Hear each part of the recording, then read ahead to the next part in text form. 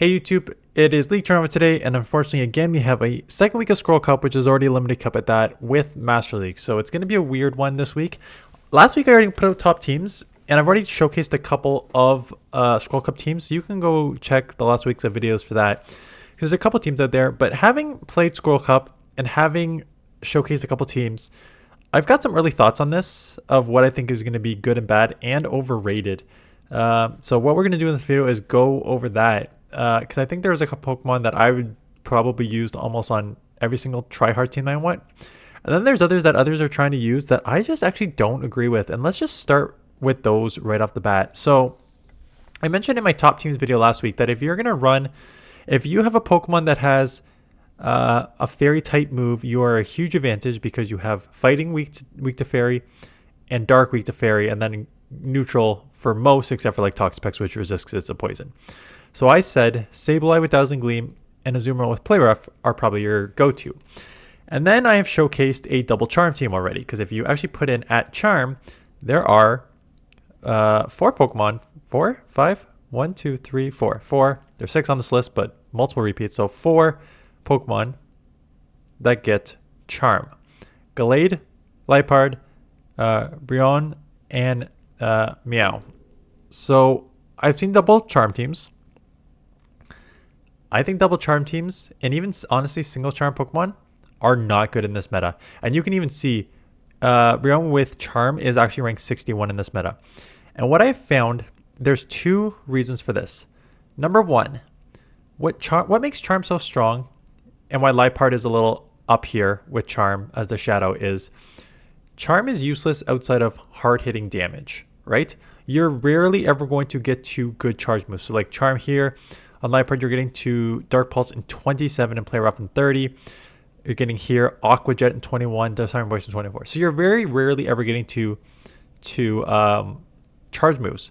So you have 1 of 2 things to do. You have to go like full fast move damage team, like double Charm user and like, I don't know, some other fast move damage Pokemon, and just try and out fast move your opponents. Or you basically need to like hide these Pokemon in the back. So that way your opponent like maybe doesn't shield. You have like, let's say a spammier Pokemon on the front, you're spamming, and then they maybe don't shield, and then you sneak attack them with the Charm user in the back. That's basically the only way Charm's going to work in this meta. Why I don't like it in this meta is for a couple reasons. One is all these Pokemon stat products, except for maybe Brionne, are terrible, right? Gallade is a glass cannon at 137 and a really low defense and stamina. This Pokemon is, oh yeah, same thing. Like its attack is like okay, and then the defense stamina is not the worst, but it's not anywhere good enough. Same thing. This is ultimate glass cannon, 140, 89 attack, 126 defense. And then when you get down here to Meow, it's just the same, 141, 94, 118. So the problem is these Pokemon cannot take many moves at all. And the second part of the problem is none of these Pokemon are fairy. So you do not get same type attack bonus on it. So in terms of just your damage for Charm, it is 5 damage per turn. But you really want that either shadow bonus, or you want that same type attack bonus. So Liepard will get shadow bonus, so you get up to like the 6 damage.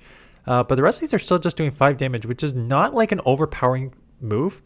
And so when you combine the fact that it's not an overpowering move because of the non-stab here, with the fact that these Pokemon are so glassy, it does. I don't think it's good. I honestly would not use a Charmer. I tried a Charmer. You'll see a team maybe coming up next week that I used a Charmer, and it was the worst Pokemon on the team. Honestly, I think the best Pokemon in this meta.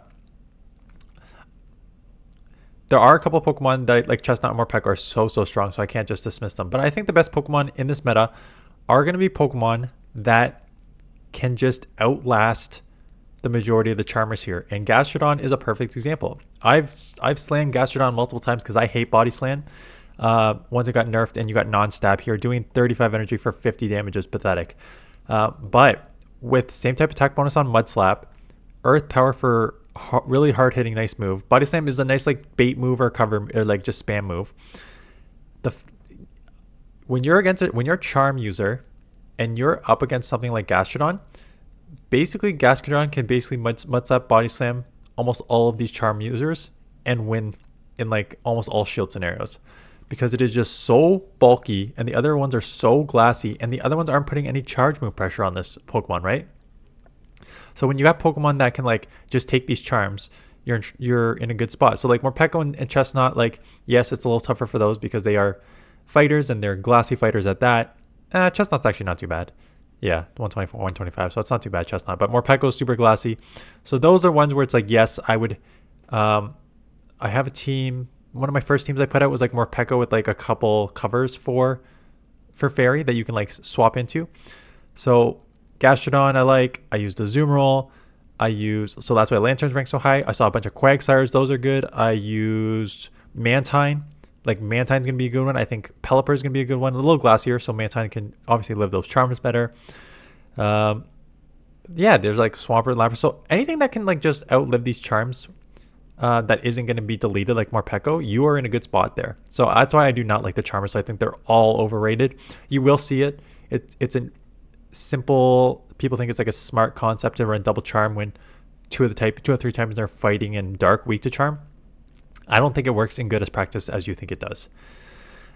So I think the Pokemon, yeah, like Gastrodon and stuff like that are good. I mentioned multiple times, Chestnut is such a core breaker in this meta because there are so many of just these neutral Pokemon, the waters.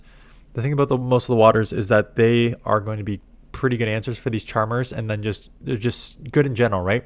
They can all kind of deal with darks, and they can all kind of deal with fighters. So that's why water is always so strong, and it's a defensive typing anyways. So Chestnut is the core breaker here, because as you can see, absolutely deletes these water Pokemon. You resist the electric on Morpeko. So, and dark, actually, you resist the electric because of the grass and the dark because of the fighting. So you resist everything there. You have superpower for the darks. So you're in a pretty good spot. So I think Chestnut is a great Pokemon. I cannot wait to use it. I haven't used it yet, but I think it's very strong. Sorry.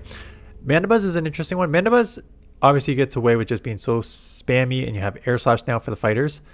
I personally think that if you are, depending on what range you're in, Mandibuzz is obviously a fantastic play. I think Pelipper and Mantine as your flyers are going to have just as much play because they take care of the majority of the Pokemon that Mandibuzz will take care of, like the fighters. You'll do good in like neutral situations against like water. Mantine and Pelipper, like such great answers for Gastrodon, which is everywhere. So they're great answers there. Well, at the same time, you don't take super effective from Charm. So if you are seeing if people are going to go single and double Charmers, you have nice answers in Mantine and Pelipper. And I haven't even tried Bombardier yet. It has Sucker Punch, so that's a little trickier when Dark and Fighting are 2-year metas. Sucker Punch is resisted, so I probably would not go that route. But I think it's pretty safe there.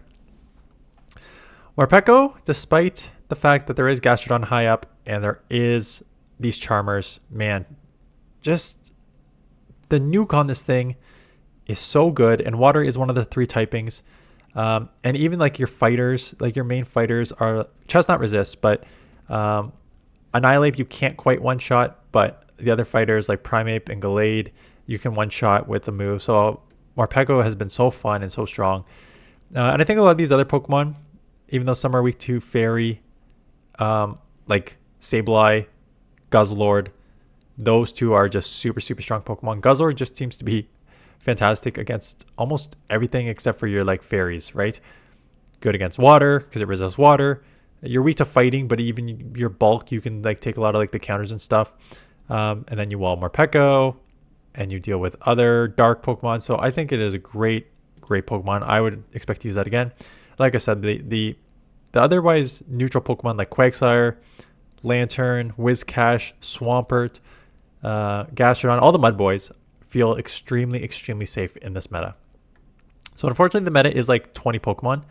Like I have not even really seen Skunk or Spiritomb, or I haven't Lapras. I saw like one Zweilous. I think someone maybe has tried Razor Leafer if you want to just try and do a fast move damage Razor Leafer double charm, which they would be absolutely destroyed by Toxapex, so I don't think I would recommend that. But there is options there. But for the most part, it's going to be a very small meta. So if you want to just go safer Pokemon, you can do like Gastrodon with, I don't know, like a flyer to just Gastrodon with either Mantine or Mandibuzz or Pelipper to deal with the grass that's going to be Gastrodon weakness, and put it as like a third safe swap. If you're going to use Mandibuzz, don't use a other dark, just in case there are double fairies out there. Use like just a balanced Pokemon. Fighters have some play, Annihilate has some play. But yeah, so that is unfortunately the meta, and we have a week of it. So like I said, you can check out some of the videos that I've already posted. You can check out the top teams from last week and the few videos that I posted, and I have at least one of mine, and at least I saw 3 or 4 submissions in the description, in the submission link, which you can find in the description of this video. If you want to submit your battles and have me showcase, obviously members get priority for that. So 2 kind of quick videos today. We'll do this one, will end 11 minutes, which is mostly quicker than my other ones. And this afternoon we have an event coverage for new Pokemon, but that's basically the only thing that is useful this afternoon is talking about this new Pokemon. So 2 quicker videos today. We'll do a lot of this cup this week. Maybe a master, but I think most people will probably be playing this week. Actually, I think most people probably just won't play this week, but we'll just keep pumping them out. Anyways, that's it. Thanks for watching. See you guys in the next one.